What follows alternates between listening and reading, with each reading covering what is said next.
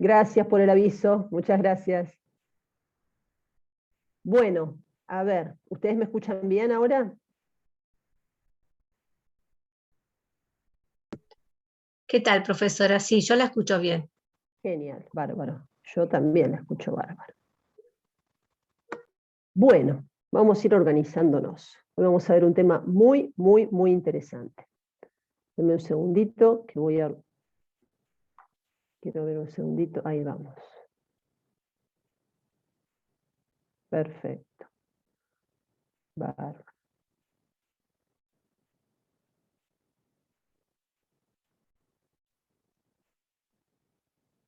Bárbaro. Bueno, muy bien. Buenas tardes.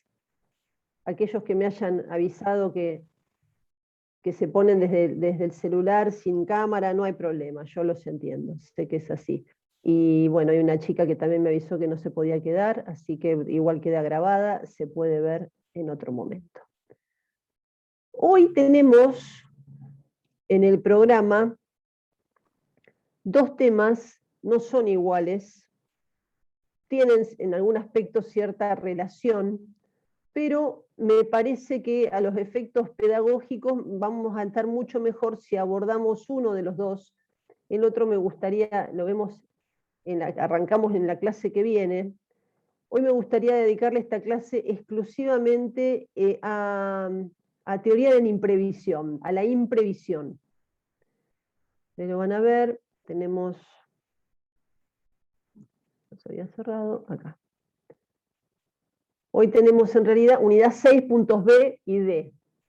El B es incumplimiento sin culpa y el D es imprevisión. Como ustedes ya tuvieron en la clase anterior con mi compañera, caso fortuito e imposibilidad de cumplimiento, está más relacionado con esas dos figuras el incumplimiento sin culpa.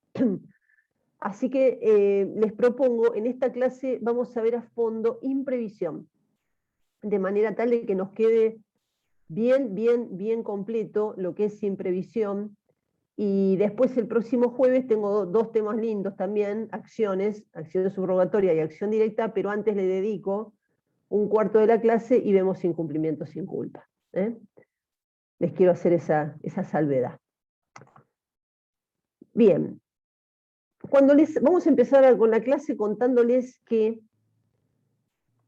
cuando hablamos de teoría de la imprevisión, necesariamente tenemos que hablar, diríamos, de la madre de una de estas figuras, que es la buena fe. Ustedes seguramente han visto con la doctora Fernández Puentes el principio de la buena fe.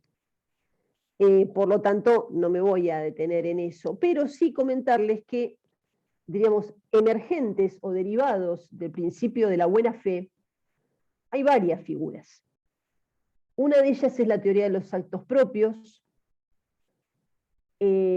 otra es la culpa precontractual, y una tercera y muy importante, y que en Argentina se ha tenido que utilizar en muchas oportunidades de la historia económica y jurídica de nuestro país, es la imprevisión. Nosotros sabemos ya que respecto de la buena fe, que es un principio general del derecho, ese principio general del derecho ahora ha quedado expresamente reconocido y sistematizado en el Código Civil y Comercial. ¿Por qué? Porque en el artículo 9 del Código Civil y Comercial, cuando habla del ejercicio de los derechos, comienza con este artículo 9 reconociendo y poniendo en primer lugar al principio de la buena fe, que nos dice los derechos deben ser ejercidos de buena fe. En ese contexto, entonces, obviamente, si los derechos en términos generales deben ser ejercidos de buena fe, ¿qué menos se puede pedir respecto de la ejecución de un contrato? Justamente, también los contratos deben, y no solo ejecutarse, deben celebrarse, interpretarse y ejecutarse de buena fe. Vamos a ver qué significa esto, cómo se aplica, qué consecuencias, qué efectos produce esto en los contratos, pero también vamos a ver de dónde nace la utilización de esta figura en nuestra legislación y si ha tenido alguna modificación desde el texto del Código Civil al texto actual que tenemos en el Código Civil y Comercial. Para iniciar, lo primero que tenemos que plantearnos es que justamente como un derivado del principio de la buena fe, lo que ya incluso desde el derecho romano se planteaba y se reconocía, era que era el principio denominado del pacta sunt servanda de los contratos. Los pactos se hacen para ser cumplidos. Ahora bien, esos pactos se hacen para ser cumplidos siempre y cuando, diríamos, las condiciones o la situación sea la misma, se mantenga en el tiempo, en el momento que lo tengo que cumplir, que respecto del momento previo en que lo pacté, en que lo celebré. Y por eso los romanos, que eran tan sabios, decían pacta sunt servanda, siempre que rebus sic stantibus, o sea, que las condiciones se mantuviesen de la misma manera. Cuando estas condiciones, por diversas situaciones, quedaban alteradas, lo que después había que analizar era el grado de la alteración, el alcance de la alteración. ¿Por qué? Porque si lo que había variado era poco, en términos, diríamos, de significación con respecto al cumplimiento del contrato, obviamente eso no generaba consecuencias respecto de si ese contrato debía ser cumplido o no. No surgía esa pregunta. La pregunta sí surgía cuando las condiciones posteriores a la celebración del contrato cambiaban de una manera tal que la prestación que alguna de las partes tenía que llevar adelante dejaba de ser la prevista al momento de celebrar el contrato. E incluso aún más grave, no solo que dejaba de ser la que en aquel momento las partes contemplaron que debían cumplir, sino que a la vista del momento en que debe ser cumplida, la prestación se tornaba excesivamente onerosa. ¿Y qué implica esto? Que en concreto, si yo me obligaba, porque había suscrito un contrato por el cual inicialmente en el contrato habíamos dejado consignado que iba a tener que pagar 10.000 pesos por mes, si en virtud del cambio de las condiciones después tengo que pagar 100.000 pesos por mes y yo gano 50.000, evidentemente para mi patrimonio se torna excesivamente oneroso. La pregunta que tenemos que hacernos es la siguiente: ¿hubiese yo celebrado el contrato si lo que tenía que pagar al inicio del contrato iban a ser 100.000 pesos y no 10.000? Mi respuesta hubiese sido no. No hubiese celebrado el contrato.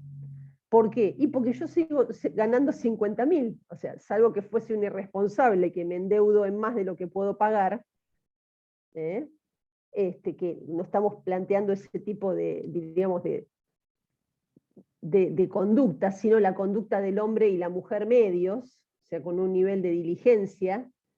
Aquí lo que tenemos es un cambio de tal magnitud que la prestación, que en este caso una de las partes tiene que cumplir, se torna excesivamente onerosa. ¿Esto qué supone? Esto supone, o suponía para el derecho,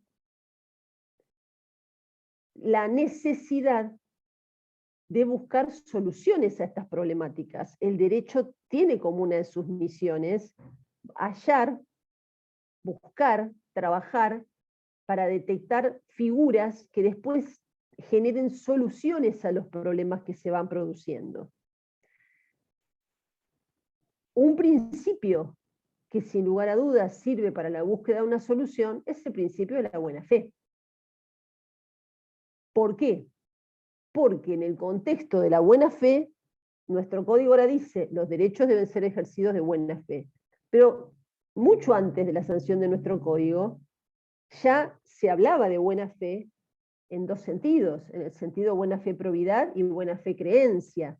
O sea, y aquí es donde el Código de Vélez, en el 1198, primer párrafo, decía, los contratos deben celebrarse, interpretarse y ejecutarse de buena fe. Y a continuación decía, coma, de acuerdo con lo que verosímilmente las partes entendieron o pudieron entender, obrando con cuidado y previsión.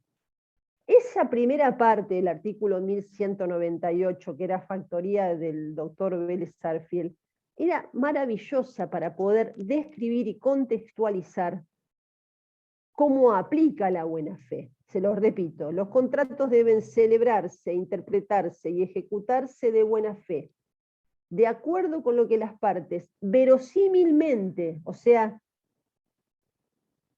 de manera creíble, entendieron o pudieron entender, obrando con cuidado y previsión. O sea, exige la norma de parte de los que van a celebrar un contrato que haya una postura de cuidado y de previsión, que no firme ligeramente cualquier cosa, sino que primero analice y también prevea si las condiciones en las cuales yo me someto al cumplimiento de un contrato las puedo llevar adelante. Bueno, dándose esto, esa primera parte de 1198 Velezano decía eso. Ahora bien, hasta ahí teníamos, diríamos, el lugar desde el cual nos tenemos que parar, que posicionar, tanto para celebrar un contrato como para entenderlo, interpretarlo, tratar de analizar qué quisieron acordar las partes y ejecutarlo, o sea, al momento en que hay que ir cumpliéndolo hasta su finalización. Pero en el año 1968 se sanciona una ley muy importante para el Código Civil. Se sanciona la ley 17.711. En realidad un decreto ley. Que no modifica, si mal no recuerdo, más de 200 artículos, pero que ayorna en muchas figuras al código originario escrito por el doctor Vélez Sarsfield. Uno de esas importantes introducciones fue la incorporación de la figura de la imprevisión. ¿Dónde queda incorporada la figura de la imprevisión? Queda incorporada como un segundo párrafo del artículo 1198.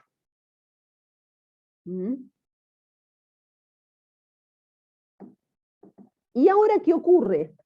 A ver si lo tengo aquí, si no, lo que voy a hacer, igual lo que me interesa es que veamos la norma actual. Y después les voy a decir algunas diferencias importantes, aunque ha habido algunos ajustes. Les quiero mostrar.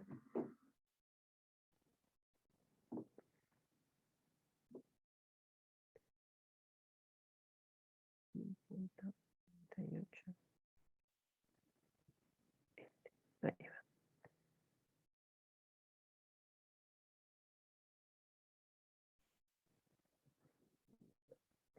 Denme un segundo, lo quiero poner acá.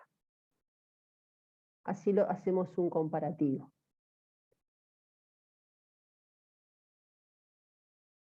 Hoy, ¿dónde lo tenemos? Para que ya si quieren pueden ir acercándose al artículo. Actualmente, 1091, ¿no? exactamente, actualmente está legislado en el artículo 1091.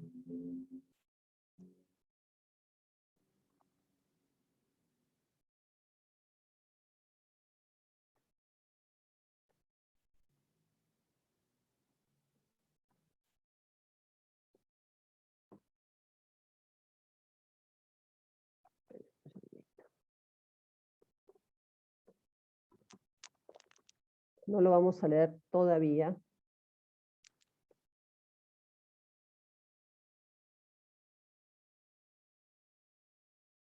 Porque quiero que veamos una cosa.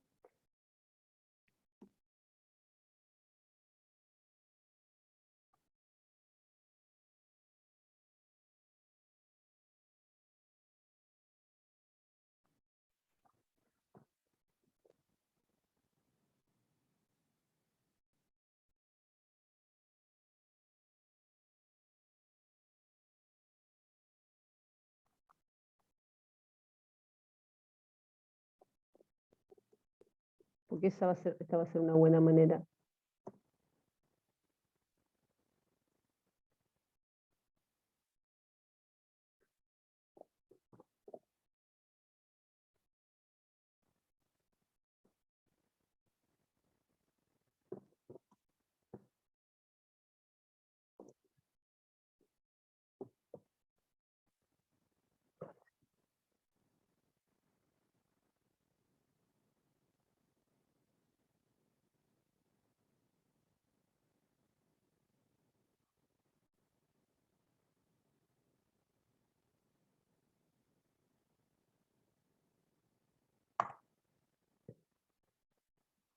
Lo primero que les quiero decir, porque esto es fundamental para ubicar a la figura, es que la imprevisión es una figura que aplica en el ámbito contractual. ¿Sí? Es una figura que aplica en el ámbito de los contratos. Y acá es en el ámbito de los contratos donde tiene su vigencia.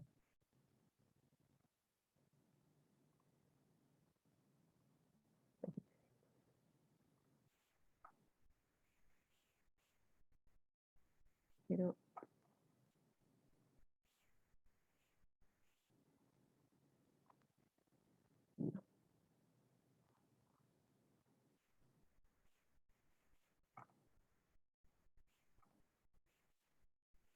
espérenme, discúlpenme la demora.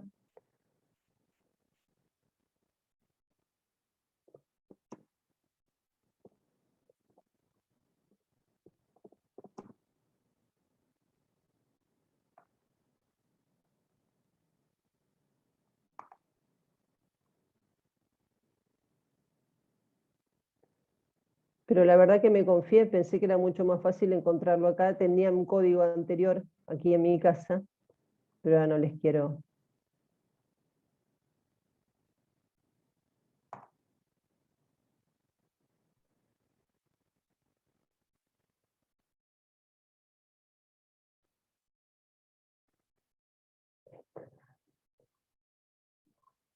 Bien, vamos a hacer las cosas como hay que hacerlas.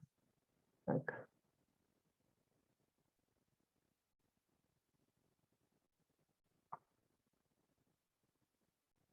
Aquí. Voy a hacer una cosa. Vamos a terminar mejor. Copiar.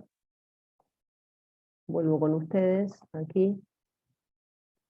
Vengo a la reunión.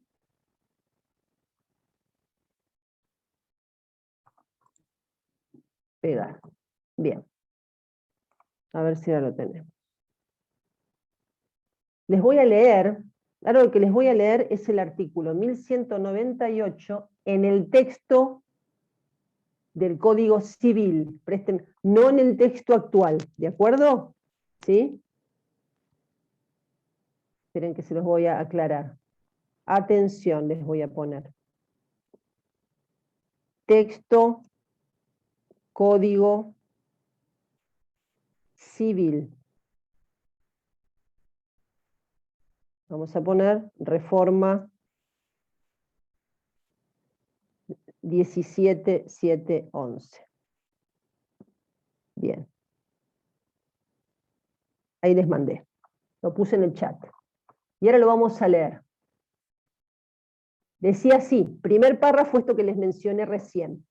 Los contratos deben celebrarse, interpretarse y ejecutarse de buena fe, y de acuerdo con lo que verosímilmente las partes se entendieron o pudieron entender, obrando con cuidado y previsión. Esta era la norma que Vélez había diseñado y así estaba el artículo 1198. En el año 1968, con la reforma de la ley 1711, se incorpora lo que les voy a leer ahora, que está a partir del segundo párrafo, y que es en lo que consiste la figura de la imprevisión. Decía así, en los contratos bilaterales conmutativos y en los unilaterales onerosos y conmutativos de ejecución diferida o continuada, Si la prestación a cargo de una de las partes se tornara excesivamente onerosa, por acontecimientos extraordinarios e imprevisibles, la parte perjudicada podrá demandar la resolución del contrato. El mismo principio se aplicará a los contratos aleatorios cuando la excesiva onerosidad se produzca por causas extrañas al riesgo propio del contrato. En los contratos de ejecución continuada, la resolución no alcanzará a los efectos ya cumplidos. Y finaliza diciendo, no procederá la resolución si el perjudicado hubiese obrado con culpa o estuviese en mora. La otra parte podrá impedir la resolución ofreciendo mejorar equitativamente los efectos del contrato. Bien, se los menciono, solo quiero, pero ahora no quiero que nos detengamos en el texto porque el cotejo lo vamos a hacer a partir de ahora. El código actual, que es aquel que tenemos que conocer al dedillo, tiene legislada ahora esta figura, como les decíamos hace un ratito, en el artículo 1091 del Código Civil. Así que no se olvídense del número 1198, el que vale es 1091, que está en nuestro código vigente, que legisla contratos. O sea, ya ahora, hasta les podría decir, metodológicamente, la cuestión ha quedado prolija, porque como esta es una figura para recomponer contratos, qué mejor que esté legislado justamente en materia de contratos. Ahora bien, ¿qué nos dice?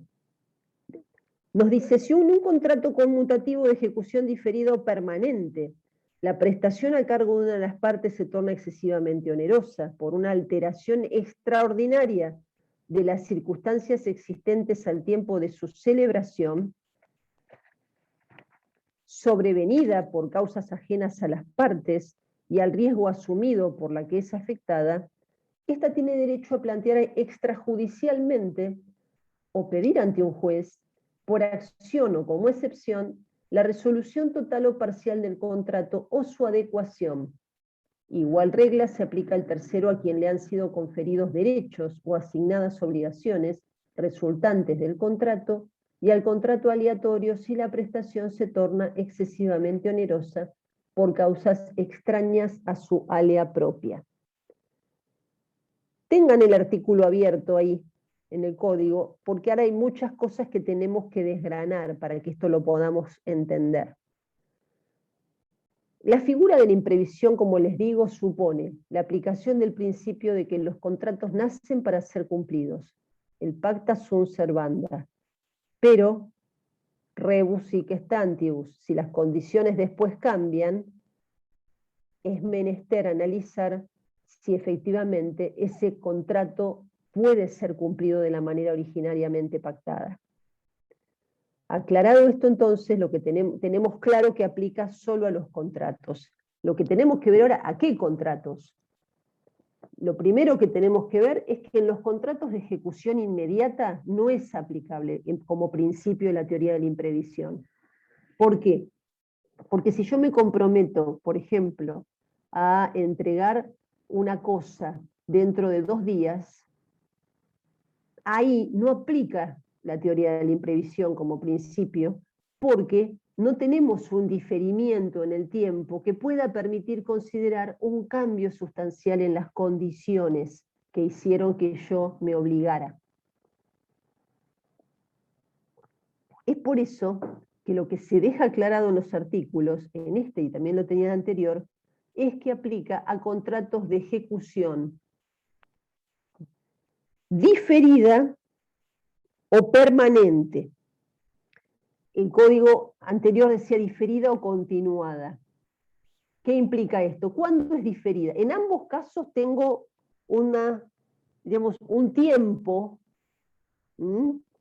El elemento tiempo es importante desde que nace el contrato durante su momento de ejecución. No aplica, no puede darse o no se identifica con lo que es ejecución inmediata, que tiene que ser cumplido prácticamente en el mismo momento o casi muy cercana en la fecha al momento en que nació la obligación. En esos casos no va. Ahora bien, cuando tengo la prestación en cumplimiento diferido, el diferido propiamente dicho es cuando, por ejemplo, nace el contrato y el cumplimiento de las prestaciones se da para un momento determinado en un futuro, diríamos, con cierto alejamiento. Ejemplo típico, solicito un préstamo por 100.000 pesos y lo tengo que pagar, no es lo habitual, pero podría pactarse. Lo tengo que pactar, hay que pagar en una sola cuota dentro de un año. Si el prestamista le cierra, me lo puede hacer, me carga los intereses correspondientes y yo lo tengo que pagar exactamente dentro de un año, el capital más todos los intereses. Ahí lo tengo diferido. Ahora bien, puede ser así o puede ser de prestación permanente, dice acá, que es lo que sustituye al continuado. ¿Cuándo sería? Cuando en realidad voy haciendo los pagos generalmente a través del mecanismo de cuotas. Entonces, usando el ejemplo anterior, yo no tengo que hacer un solo pago dentro de un año, pero sí voy a tener que pagar en 12 cuotas mensuales. O sea, el traslado en tiempo está. Nada más que, diríamos, la consumación del pago no se va a hacer en un solo momento dentro de un año, como es en el diferido, sino en varios momentos programados a lo largo del tiempo. Bueno, en ambos casos puede aplicar, quiero decir, la teoría de la imprevisión.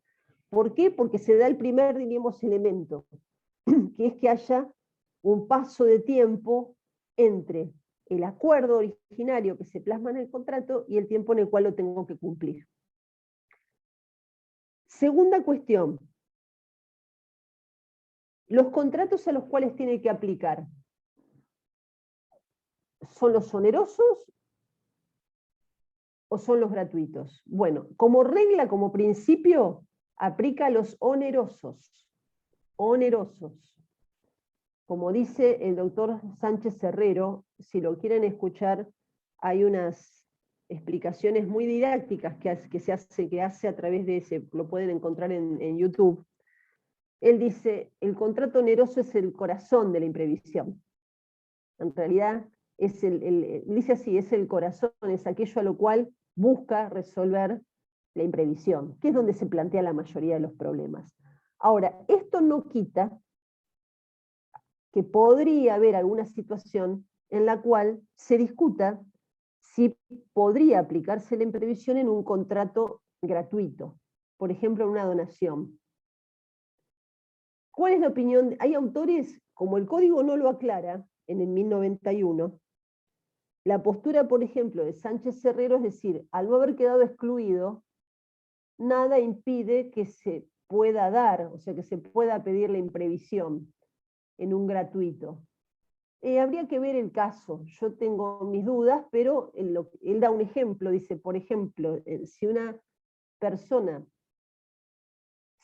se obliga en un contrato gratuito a donar un auto 0 kilómetros, hasta ahí no hay ningún problema, o sea, el auto es 0 kilómetros y las condiciones se han tenido en cuenta para la entrega.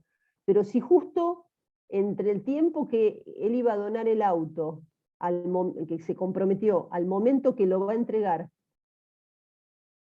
que lo iba a comprar para entregarlo, ¿no? Se incorpora un impuesto a ese tipo de autos que queda alcanzado, dice, tal vez podría plantear la imprevisión porque se ha presentado una circunstancia nueva, exterior, ajena a él, y obviamente que no era contemporánea al momento que nació ese contrato, o sea, esa donación, por la cual poder pedir, y después vamos a ver qué puede pedir. Para Sánchez Herrero podría pedir el reajuste de las condiciones. Lo otro que se puede pedir es la resolución, la rescisión. Pero se los dejo así porque, para pasar en limpio, onerosos o gratuitos. A los onerosos aplica. A los gratuitos no está previsto en el código hay autores, hay parte de la doctrina que no está convencida, que piensa que no aplican los gratuitos, y hay parte de la doctrina, como la del doctor Sánchez Herrero, que opina que sí podría incluirse, porque el artículo no lo prohíbe. Entonces, si el artículo no los prohíbe y no lo excluye expresamente, podría, por el principio de libertad, diríamos, aceptárselo. Siempre y cuando demuestre que, diríamos, el mayor costo derivado de la donación surge de una circunstancia extraordinaria, imprevisible y posterior al nacimiento del contrato, como este ejemplo que él da, que se incorpora un impuesto de alta gama. Bueno, o para ese auto, para ese tipo de autos. Eso en Argentina no es imposible, puede pasar. Por lo tanto, es una lectura que se hace respecto de esto. Hay una tercera cuestión en cuanto al ámbito de aplicación. Dijimos, onerosos, gratuitos.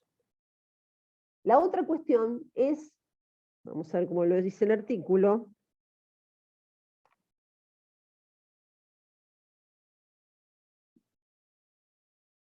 los aleatorios.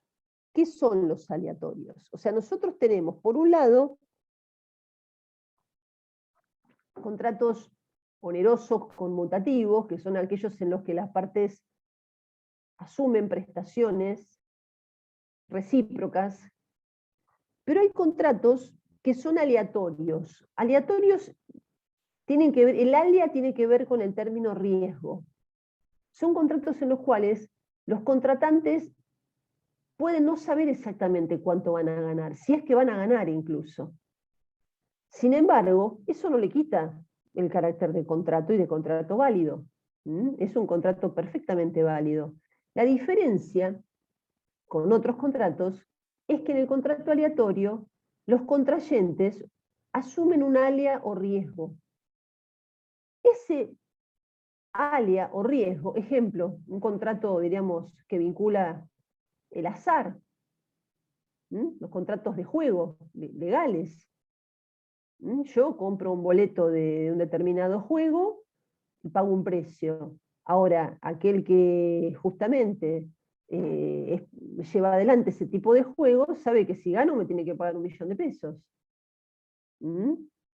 O sea, está dentro, diríamos, también hace su número de todos los que no ganan. No sé, el telequino, hay semanas que no gana nadie, después una cuarta semana gana alguien un montón de dinero. Bueno, está dentro del alia asumida por las partes. O sea, yo cuando pago el ticket, sé que puedo no ganar nada, y entonces gasté, no sé cuánto está ahora, gasté 50 pesos, o que puedo ganar un premio. Ahora bien, hay otros contratos que también se los llama aleatorios, como por ejemplo, un contrato que es muy interesante que se llama el contrato de renta vitalicia. Y ahí también hay un alea. Es un contrato en el cual se paga una renta, que esa renta va a durar el tiempo que dure la vida del sujeto que es cabeza de renta, se dice. Entonces, ¿qué ocurre? Si el sujeto cabeza de renta vive 10 años más, yo pagaré por 10 años esa renta. Pero si vive 40 años más, y voy a tener que pagar la renta 40 años. Entonces, ahí hay una alea o riesgo, que la asume aquel que se obliga a pagar la renta. Después no puede decir, y no, yo no pensé que iba a vivir hasta los 90 años. No. Porque ese tipo de contrato puntualmente tiene implícito un riesgo. Lo tiene implícito, esa alia o riesgo. Lo que puede no tener implícito son otros riesgos. Y entonces, ¿qué ocurre? Por eso el artículo dice que podrá, igual regla se aplicará, ya les digo, al contrato aleatorio si la prestación se torna excesivamente onerosa por causas extrañas al alea propia del contrato. O sea, si la prestación que tenía que pagar el sujeto que abonaba la renta se torna tan cara, pero no porque la persona vivió hasta los 90 años, sino que se produjo otra circunstancia absolutamente extraña, ajena al riesgo propio del contrato. en otro momento, ¿qué podía hacer? Y por ejemplo, no sé, que se hubiese pactado en determinada moneda y después esa moneda tenía un incremento tal, por ejemplo, que hiciese imposible su continuidad en esos valores. Después vamos a ver algunos casos en los que he aplicado. Pero estamos ahora solamente en la parte del ámbito de aplicación de la imprevisión. Lo aplicamos a los contratos. Y dentro de los contratos entonces lo aplicamos a los onerosos, de prestación diferida o permanente. ¿Mm? Respecto de los gratuitos, hay dos posturas. El artículo no lo prohíbe. En consecuencia, tengo dos posturas. Doctrina que dice podría aplicarse si se demuestra que la prestación se tornó excesivamente onerosa por una cuestión, diríamos, ajena a la prestación acordada. Y respecto de un tercer tipo de contratos, que son los aleatorios, en principio no aplica cuando lo que hay que pagar está dentro del riesgo asumido. Pero si se demuestra que la prestación se tornó excesivamente onerosa por un riesgo ajeno a este contrato ya riesgoso de por sí, entonces sí se podría plantear la imprevisión. Hasta aquí tendríamos el ámbito de actuación de posibilidades de plantear la teoría de la imprevisión. ¿Cómo estamos hasta ahí? ¿Me estoy haciendo entender o ustedes me van diciendo? Voy a hacer algunos cortes. Bien. Sí, vamos bien. Vamos bien, genial. Sí, perfecto. Avanzo con otro tema, con otra parte entonces. ¿Para qué nos sirve?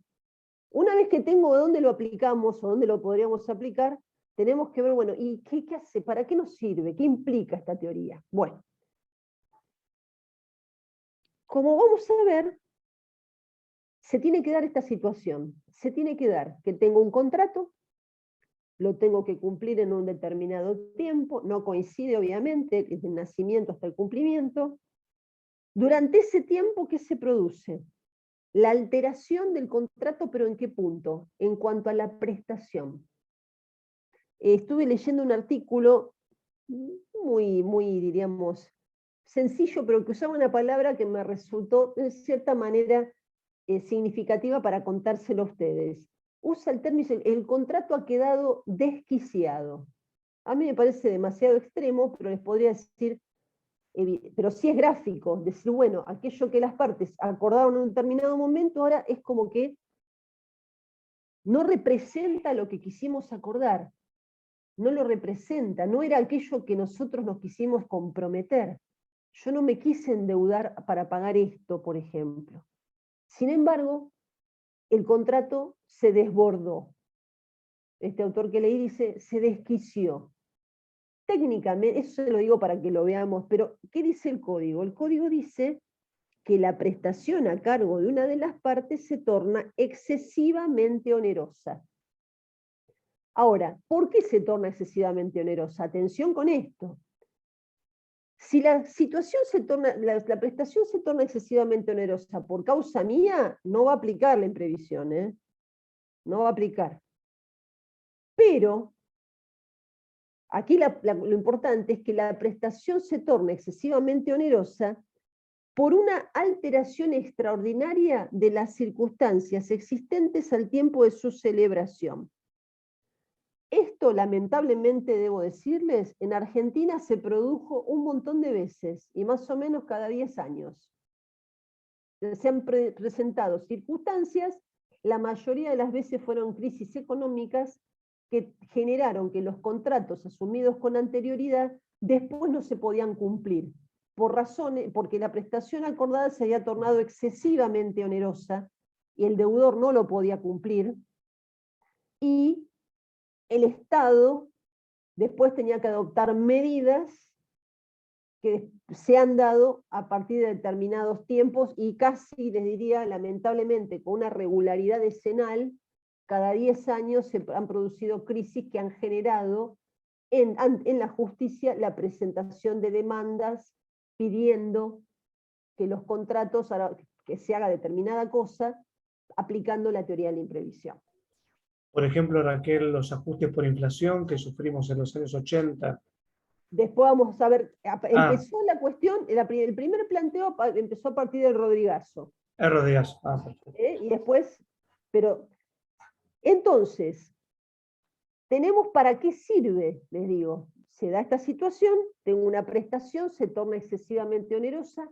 Generalmente, acá no les digan, en realidad es un deudor, pero en realidad el término correcto es decir la parte afectada, porque tengo por lo menos dos contratantes, ¿no?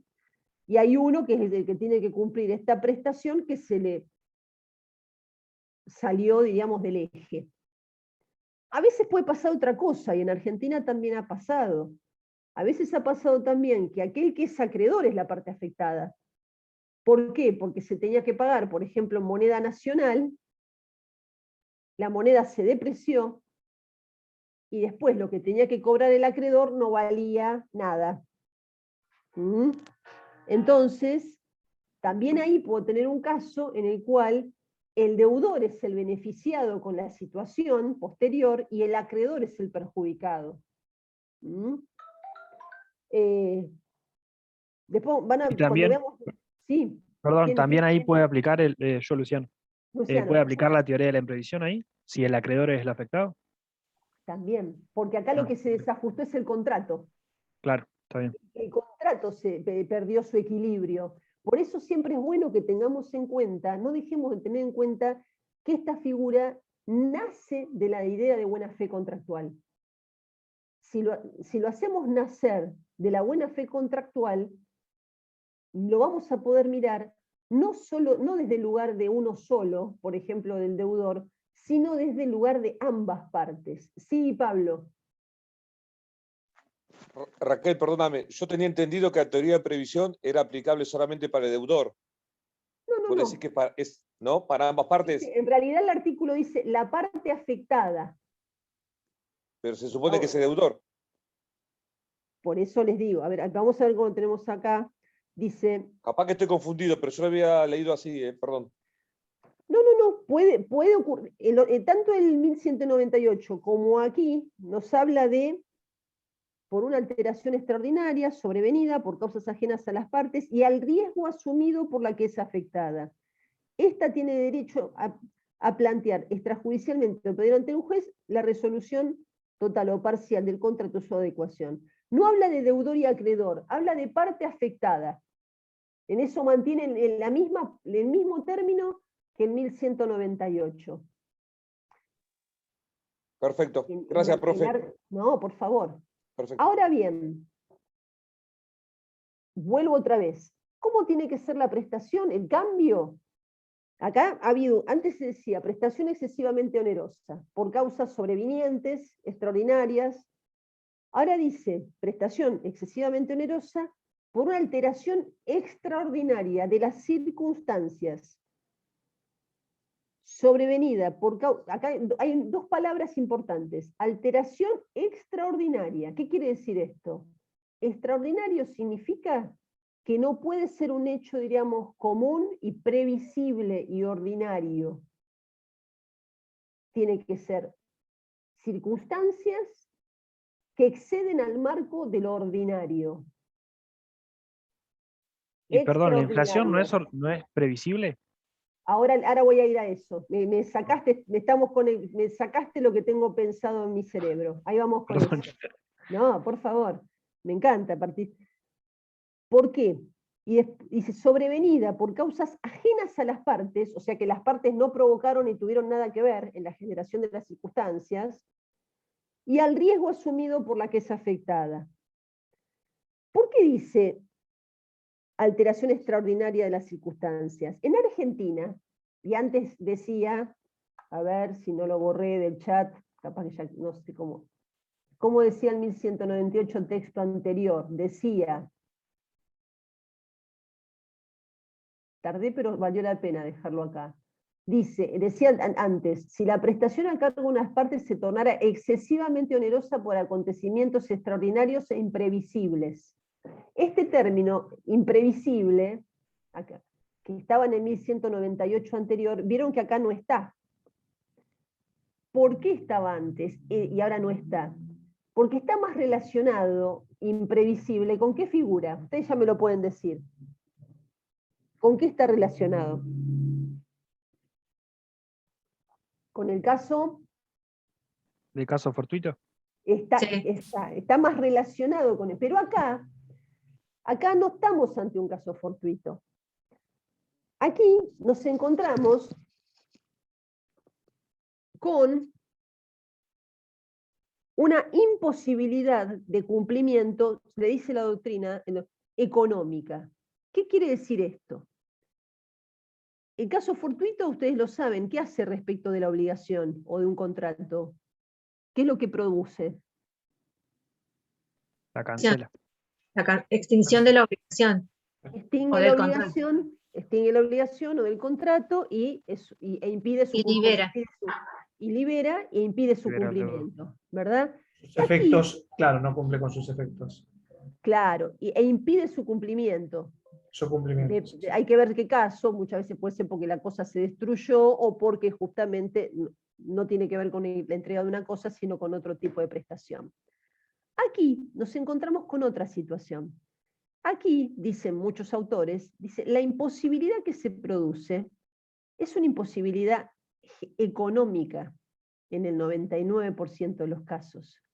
Económicamente no se puede cumplir la prestación, pero esto no significa que tengamos que exigir, y esta era una pregunta que se hacía antes de la sanción de la nueva norma, que se decía que para poder, se preguntaba la doctrina y la jurisprudencia si para poder pedir la imprevisión debía acreditarse, diríamos que el deudor, o para decirlo mejor, la parte afectada, si intentaba cumplir este contrato quedaba en quiebra.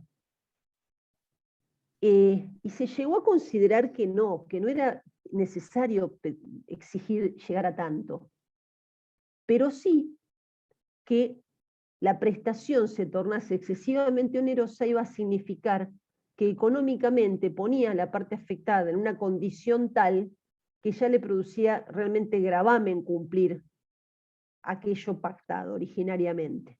Es por eso que la lectura actual ya no habla de imprevisible, dice alteración extraordinaria de las circunstancias existentes al tiempo de su celebración. No está la palabra imprevisible. Y acá viene la otra cuestión, que está relacionada con el concepto de inflación. En la Argentina, las veces que se ha aplicado la teoría de la imprevisión ha sido por el grave problema que vive nuestra economía desde hace más de 50 años, que es la inflación. Argentina es especialista en esta problemática, lo digo en serio, no lo digo con sarcasmo, que de hecho ha permitido estudiarlo de una manera tal que permite discriminar ciertos conceptos vinculados con la inflación. La inflación es un fenómeno, un proceso por el cual se produce el aumento sostenido y generalizado de los precios. Ahora bien, dentro de esa, hoy podríamos decir que si desde hace más de 50 años Argentina sufre este problema, desde ya de ninguna manera va a ser un problema imprevisible o extraordinario. ¿Por qué? Porque convivimos con el fenómeno inflacionario. Y es por eso que en realidad, de hecho, y les voy a ¿qué es lo que daña? ¿Sobre qué ataca a la inflación? Los La salarios, moneda. por ejemplo. Los ingresos Sí. de la gente. ¿Qué más? Díganme ustedes, los salarios, los ingresos de la gente, ¿qué más? El precio Los de los precios bienes de que la- tenemos que consumir. Los precios, ¿qué más? La previsión sobre un futuro económico. Bien, bien. La moneda, devalúa la moneda. La moneda. capacidad de ahorro. Sí, bien, bien, genial. ¿Alguien más quiere? Muchísimas cosas dijeron. Yo les voy a, bueno, ustedes no lo pueden ver, cuando estoy en clase siempre hago el mismo show. La moneda, acá tengo un billete de 100 pesos, ¿no? Tiene fundamentalmente dos valores. Un valor nominal y un valor real.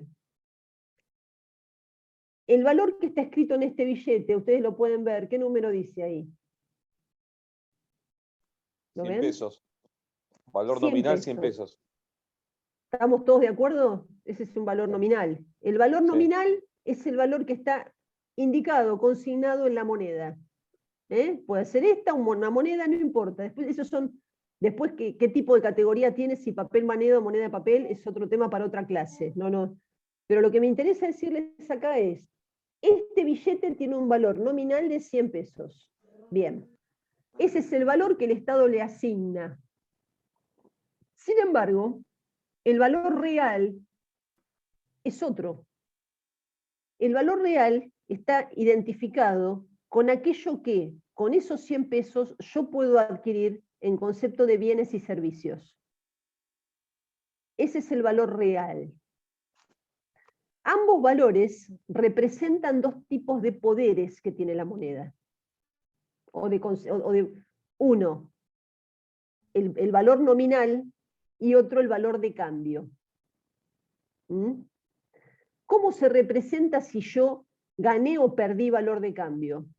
Si yo con ese billete de 100 pesos, hace 2 años, ¿cuántas leches podía comprar? Me parece que 4, 30 pesos más o menos.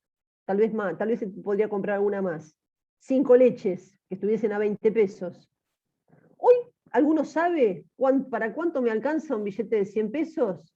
Un sachet de 1 litro. Con No suerte. llega, 110 está. Con suerte. Un poco Puede más. que sí, puede que no, depende de la marca. Busquemos Ya. una marca baratita. Llegamos no más de un sachet. Un sachet de 1 una litro. cajita. Sí. Una caja de 1 litro, sí. ¿Eso qué me demuestra? Usted, ¿qué valor se perdió? Y si antes valía 30 pesos, estamos en casi un 700% abajo. O sea, se ha sumado un 700% arriba del valor que estaba antes. Perdón, Entonces, 70%. Se perdió el valor real 70%. del billete. Se perdió el 70%, Exacto, se Luciano. perdió el valor real. Se perdió el valor real de ese billete. Un billete, ese mismo billete que hace 2 años me alcanzaba para comprar 5 leches, ahora me alcanza para comprar una. Entonces, ese es el efecto de la inflación. Cuando hay aumento sostenido y generalizado en el nivel de precios, una de las consecuencias más graves que produce sobre la vida de la gente es que se pierde, ese dinero pierde poder adquisitivo. Se pueden adquirir menos bienes y servicios con esa misma moneda. Eso es la erosión que produce la inflación en cualquier economía. En cualquier economía.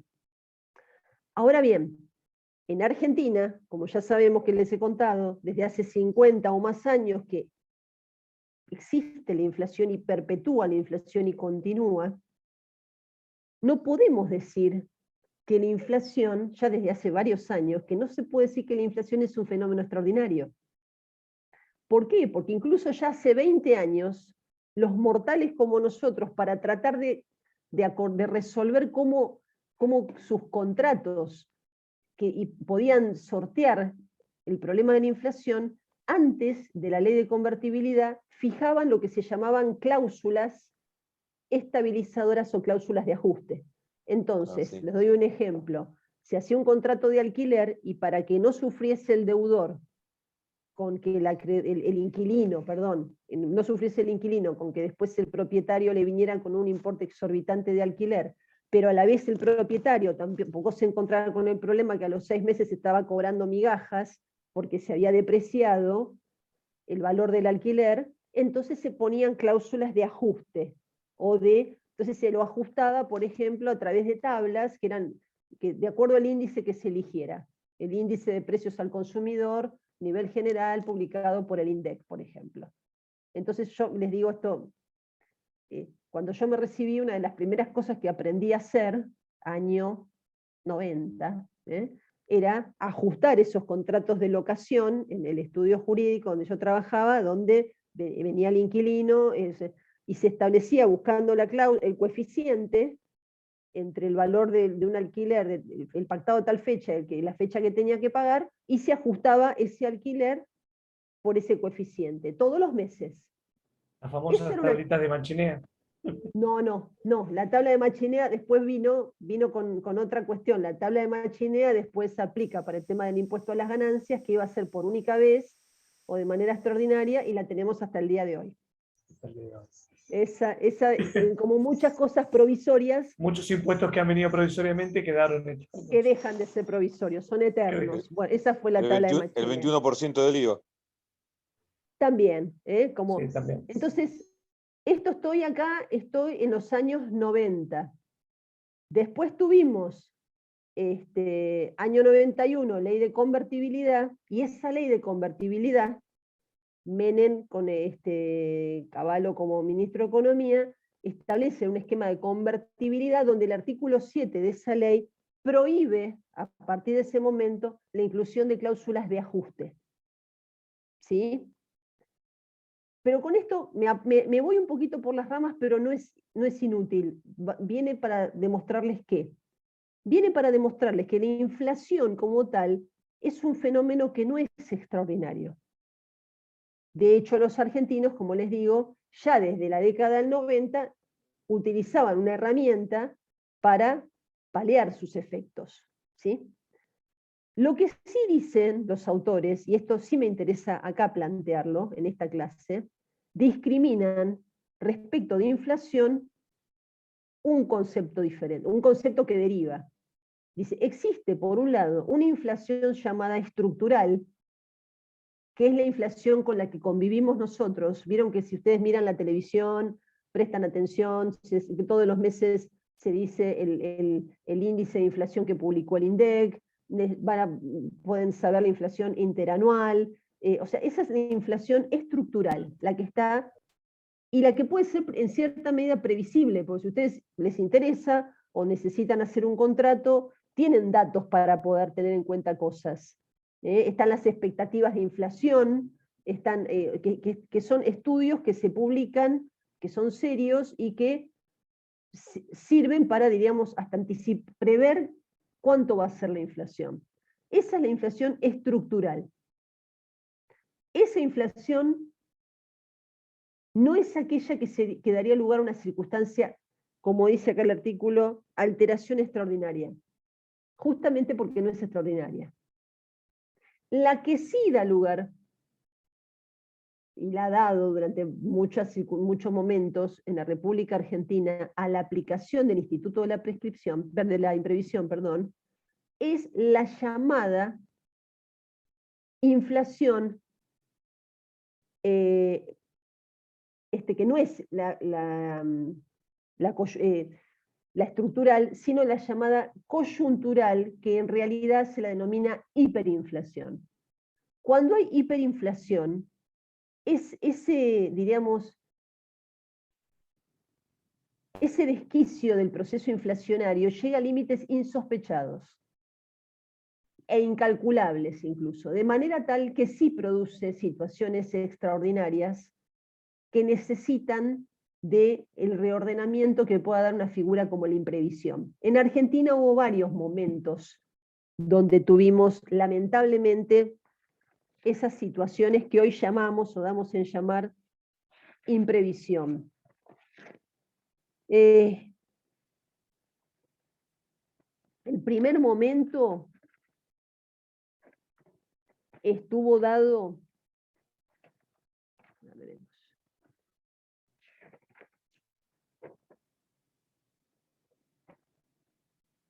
con el Rodrigazo, que en realidad fue una serie de medidas que tuvo que tomar un ministro de Economía que en ese momento se llamaba Celestino Rodrigo. La historia es un poco más compleja, pero que fue en realidad un proceso importante y muy gravoso de hiperinflación, que en realidad partía de la base de algunos años con gestión anterior que fue llevando a una suerte de situación tensa en la economía que termina explotando durante el tiempo en el que Celestino Rodrigo fue el ministro de Economía. Después otro momento fue otra tablita. Carlos se confunde la de Machinea con la de Martínez de Oz. Ah, perdón, sí, Martínez de Oz. Claro, la de Machinea Sí, era el impuesto a las ganancias. Pero creo que la inflación empezó con Onganía, después se fue presentando como antes. Claro. Antes, con Onganía, sí, gobernador. Sí.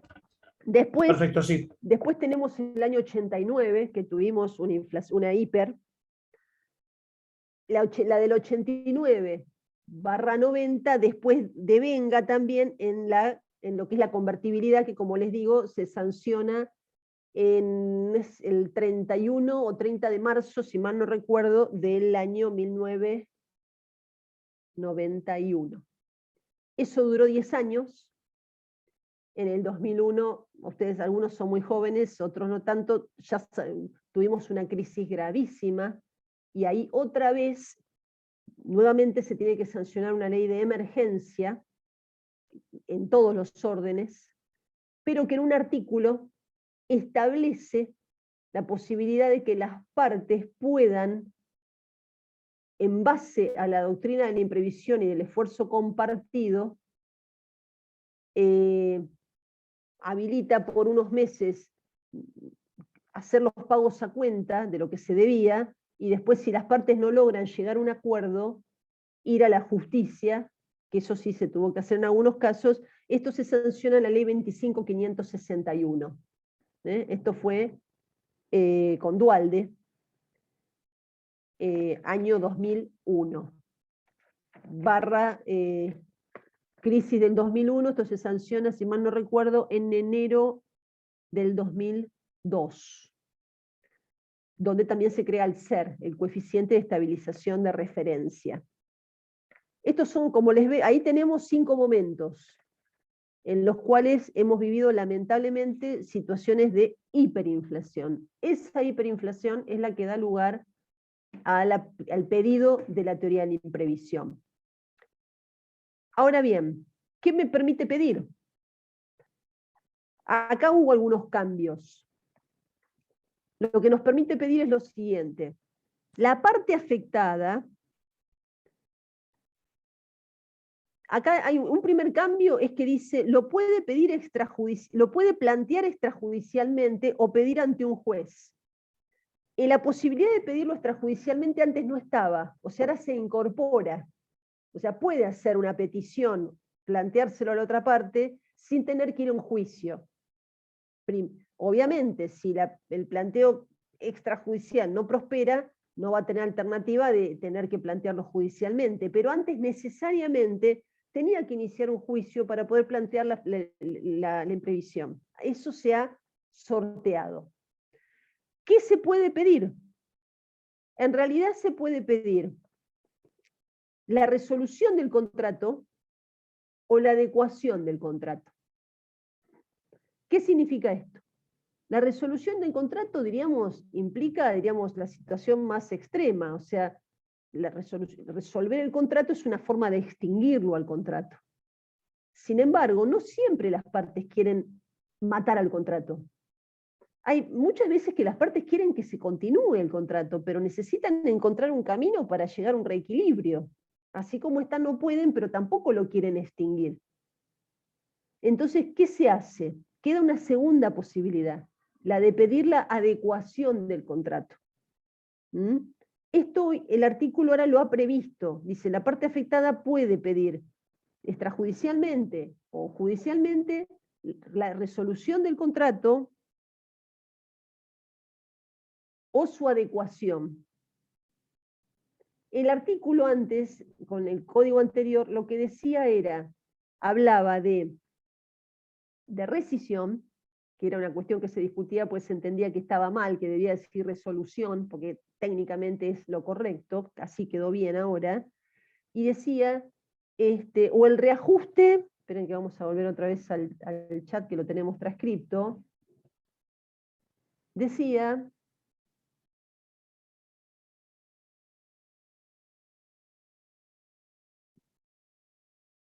un segundito, acá.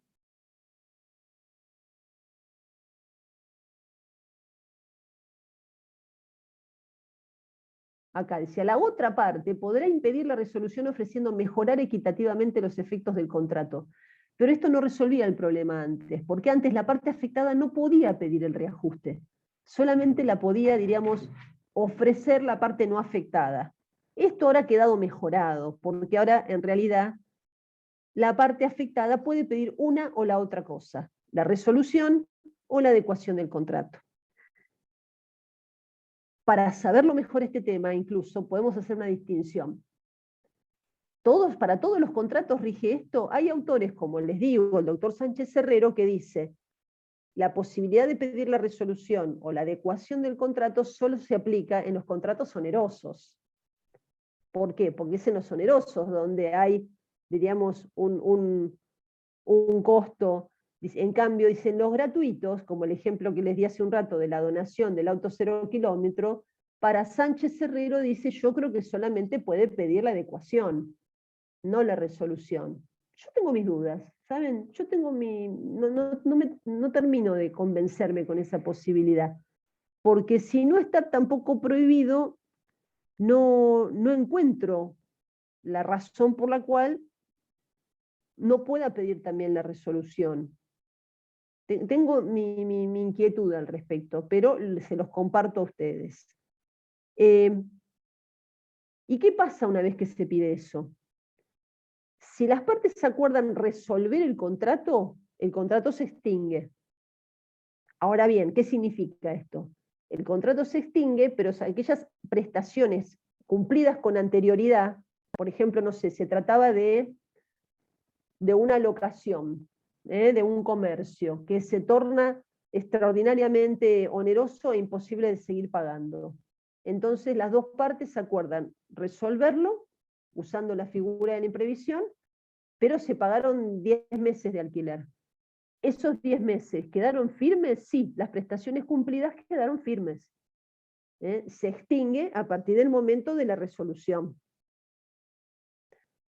¿Y si se pide la adecuación del contrato? Bueno, si se pide la adecuación del contrato y se llega a la adecuación del contrato, el efecto empieza a cumplirse a partir de que aplica la imprevisión. ¿Sí? Ahora, ustedes me pueden decir, bueno, y si las dos partes se ponen de acuerdo y si se pagaron unos meses que quedó se desfasó mucho el alquiler, ¿podrían tomarlo como un pago a cuenta? Y ahí lo que les tengo que decir es lo que siempre decimos en materia de derecho civil. Cuando hay acuerdo de las partes, el acuerdo es la excepción a toda regla, ¿sí? Acá lo que estamos pensando es para las situaciones problemáticas en las que no hay acuerdo, o que para que pueda llegar a resolverse este problema, necesitamos que intervenga la norma del Código Civil. ¿Qué otra cosa importante dejó de tener este artículo y tenía la anterior? A ver si ustedes lo quieren descubrir solos. Había algo que estaba en el artículo anterior que ahora si lo miran no está. Mientras tanto me tomo el café. Miremos en el chat. A ver. A mí no me llegó lo que mandaste por acá. Lo puse en el chat. ¿No se ve?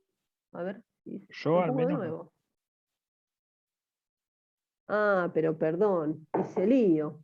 Esperen. Sí, yo tampoco lo veo, Raquel. Claro, esperen. Ahora lo voy a hacer bien. Lo hice mal yo. A ver, porque no se los puse a todos. Enviar a todos. A ver, ahora sí lo van a tener. Discúlpenme. No soy tan vieja, pero estoy en la transición. No soy estoy en el medio, así que me puedo. La tecnología, ahí va. A ver ahora. Ahora sí. Claro, se los había mandado a uno solo. Ley 17.711, artículo 1198. Perfecto. Léanlo un segundo y vean qué está ahí, que sí está ahí, que no está en el 1109. Perdón, en el 1091.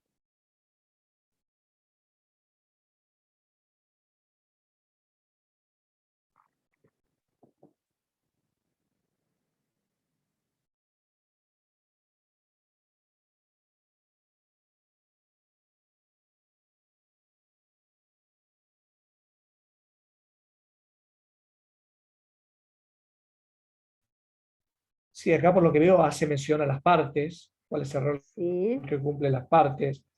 Ese es un aspecto que lo destaca. Déjame ver a ver qué.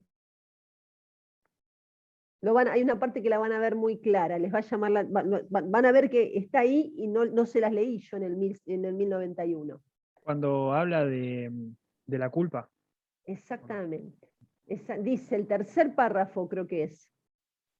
Dice, tercero, a ver, Sí, el 1, tercero. 2. No procederá a la 3. resolución si el perjudicado hubiese obrado en culpa o estuviese en mora. Ese. Exactamente. Eso se sacó deliberadamente. ¿Y por qué? Porque en realidad es como que se criticaba, decía, bueno, pero no siempre, y esto les voy a dar un ejemplo y lo van a entender, no siempre, o sea, acá que las circunstancias, que se produzca una circunstancia extraordinaria que genera el cambio en las condiciones de cumplimiento y que la prestación se torna excesivamente onerosa, no deviene de que la parte afectada hubiese obrado con culpa o que haya estado en mora. En muchos casos la mora es irrelevante para estos casos. No tuvo nada que ver el estar en mora. Y en otros, en que haya obrado con culpa, tampoco. Se criticaba, esto es una suerte de, diríamos, reproche subjetivo a la parte afectada que diríamos, por reprocharle estas cuestiones, que la culpa es netamente subjetiva y la mora tiene que ver con un retraso imputable ya en el cumplimiento de la obligación, lo trasladamos a la posibilidad de poder aplicar o no la teoría de la imprevisión. Cuando la imprevisión lo que tiene, diríamos, como elemento trascendente es la existencia de un cambio que hace que la prestación se torne excesivamente onerosa por razones ajenas a las partes. Entonces, y acá les voy a dar un ejemplo. La última vez que tuvimos que aplicar fuertemente en los juicios la teoría de la imprevisión fue, como les dije, en el año 2001. Y por ejemplo, acá en Mar del Plata, no solo en Mar del Plata, pero los que litigamos acá lo tuvimos que ver, se analizó, hubo casos en los cuales, por ejemplo, con el tema, o sea, pasamos de un esquema de convertibilidad donde había obligaciones pactadas en dólares a la paridad 1 a 1. Cuando se sale de la convertibilidad de manera forzada, nos encontramos con una paridad, que ya no era paridad, con un dólar 1,4. Después de ese 1,4 se fue reequilibrando, por llamarlo de alguna manera, y quedamos en 1,3 y algo, 3,15. Pero a lo que voy es que si yo tenía que pagar una deuda en dólares, que la pagaba en pesos, pero porque estábamos en un esquema de 1 a 1, tenía que pagar 10.000 pesos porque equivalían a 10.000 dólares, después tenía que pagar casi 30.000 pesos. Ahí es donde salta el desfasaje. Entonces, ahí hubo que presentar juicios planteando la imprevisión, pero muchas veces la justicia hubo un criterio para decir, bueno, procede la imprevisión siempre y cuando el deudor no hubiese estado en mora. Y si el deudor estaba en mora, por ejemplo, había debido 3 cuotas o 2 cuotas y era una mora automática, ya no podía pedir la imprevisión. ¿Me entienden? ¿Me siguen? Eso, en el esquema actual, hoy no sería viable, o por lo menos, ya no se pone como, diríamos, como obstaculizador al pedir la imprevisión el no estar en mora. El artículo lo saca. Perdón, Raquel. Sí, Carlos. Quizás por considerarse de que la mora estaba en una instancia previa a la imprevisión. Exacto. O sea, sí, se En evaluaba ese sentido con la interpretación.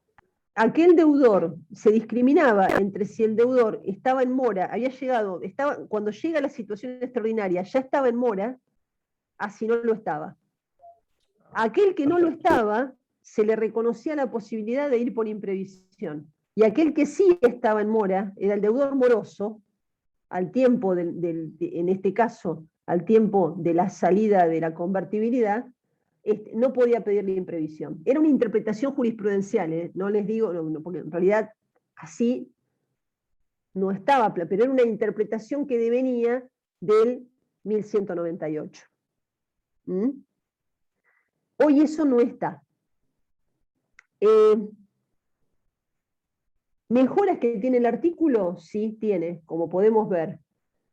Saca el término imprevisible, porque no, en cierta medida confunde. Nos habla de la posibilidad, ahora sí, de que la parte afectada pueda pedir o la resolución o la adecuación del contrato, que antes no lo podía hacer, antes tenía que pedir la resolución, y solamente, diríamos, si la otra parte le proponía la adecuación del contrato, entonces podían ir por la adecuación. Ahora no, ahora lo puede pedir, la parte afectada puede dar el puntapié por cualquiera de los dos caminos. Tercer cuestión importante, el artículo habla de que se puede pedir judicialmente, pero también extrajudicialmente. O sea, abre la vía para que no tenga necesariamente que ir a juicio, sino que primero hacer un intercambio extrajudicial vía carta documento para poder acercar posiciones. Y a veces se puede dar, porque como les digo, no siempre los contratos las partes los quieren matar. A veces lo que sí quieren es tratar de reordenar el caos en el que quedó luego de una situación como estas que les digo, que son económicamente traumáticas. ¿Sí? Una pregunta, Raquel. Sí. El tema de la pandemia, ¿cómo jugó en estas situaciones extraordinarias? Y está jugando. Está jugando. Todavía no es se lo que está supuse, terminando. por eso te lo planteo, claro. Está jugando. En el terreno de lo jurídico, sí, estamos, diríamos, nadando dentro del río de la pandemia. O sea, todo se está reconfigurando, por decirlo discutiendo, configurando, porque hay distintos tipos de... Y vamos a ver cómo sigue. A mí se me abren muchos interrogantes que todavía... les doy un ejemplo, pero esto solamente se los comento porque como inquietud que me surge. Sí, ahora, a partir de hace un tiempo, ¿no? Que se está empezando incluso a plantear o a decir respecto de si son constitucionales o no constitucionales las normas dictadas el año pasado. Bueno, eso en el ámbito de los contratos podría tener una trascendencia muy importante. En el ámbito del contrato, de cualquier contrato menor, hasta el de un contrato de aquel que tuvo que cerrar un fondo de comercio porque no pudo abrirlo, o aquel que tuvo que cerrar un teatro, o aquel que tuvo que dejar sin efecto una gira, y eso está en pleno desarrollo. Otro tema que está en pleno desarrollo es el tema de todo lo que tiene que ver con la contratación turística. Claro, la previa contratación turística, previa a la pandemia, que después de la pandemia tuvo que reconfigurarse. Claro. Y no les digo tanto con, diríamos, venir a Mar del Plata o a una provincia, sino aquellos que habían comprado pasajes en el 2019 para viajar en el 2020. Sí, sí.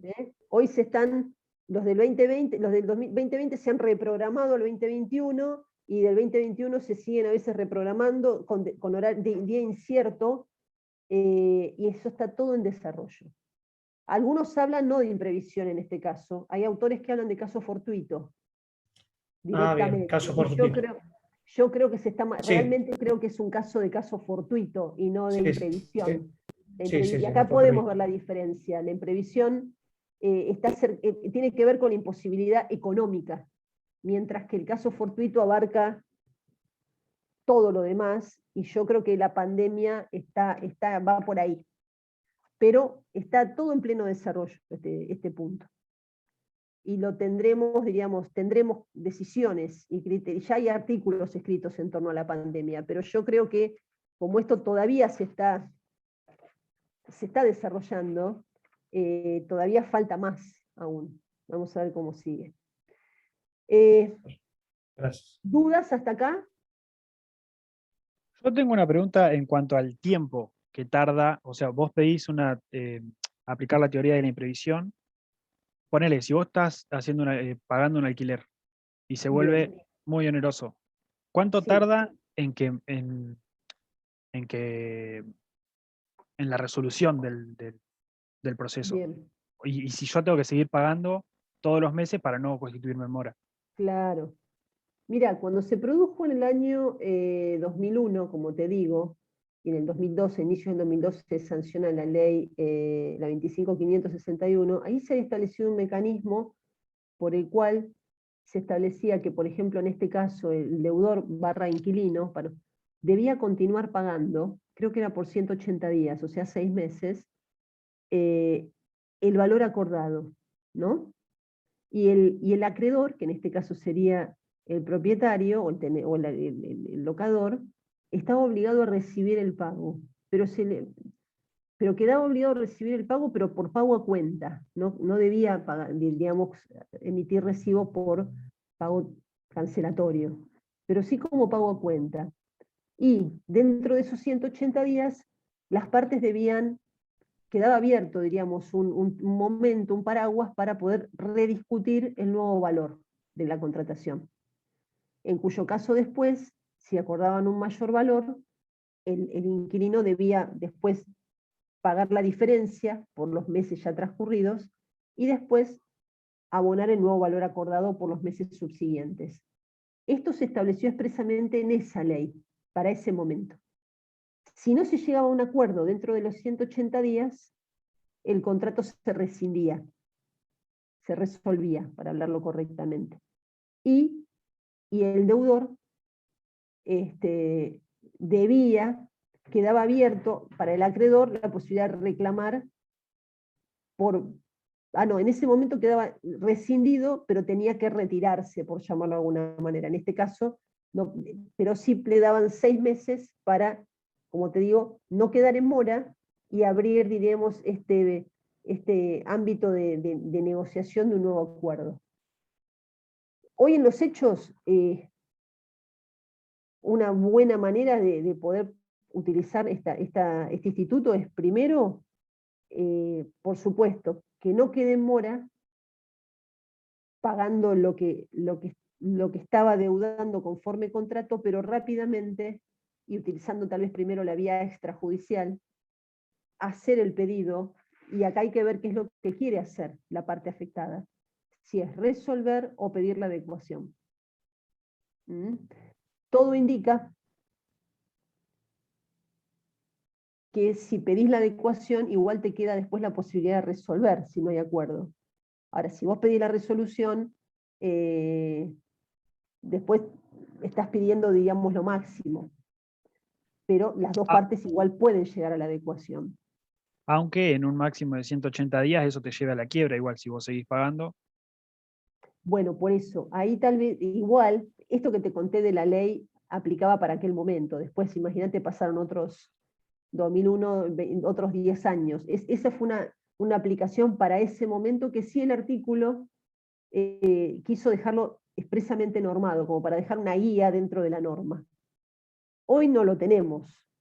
Hoy no lo tenemos para esto, para casos. Lo que sí es recomendable es vía documental fehaciente, recomiendo una carta documento, establecer un tiempo no muy largo para, y proponiendo la aplicación de la imprevisión para llegar, diríamos, a un marco de acuerdo con el acreedor. Y si transcurren un tiempo no muy largo, ahí sí ir por la vía judicial de manera tal de iniciar una demanda, y ahí tampoco demora demasiado tiempo el entablar o trabar la litis entre las partes para este tema. Que lo que puede llegar a ocurrir con el sistema actual de Justicia 2020 es que también se intente llegar a una suerte de... Sí, porque el sistema de Justicia 2020 tiene una suerte de mediación previa. O sea, se demanda contestación y mediación previa, que podría ser para estos casos muy útil. Y si es, entonces si es por vías judiciales, es ordinario, un juicio ordinario, que puede llevar los tiempos que lleva un juicio ordinario. Sí, sí, porque puede ser, depende cómo te quede caratulado, pero si es cumplimiento del contrato, generalmente es la vía ordinaria. Sí. O sea que es muy difícil también para el deudor en este caso que se vea afectado no incurrir en mora o no presentar quiebra. No te creas. O sea, primero para no irte a la quiebra, tengamos en cuenta una cosa también. la quiebra es la última ratio, y lo primero que tenés, si no eventualmente, es la propia petición de concurso preventivo. Igual No, lo que buscan estas figuras es no llegar a eso tampoco. Claro. No llegar a eso tampoco.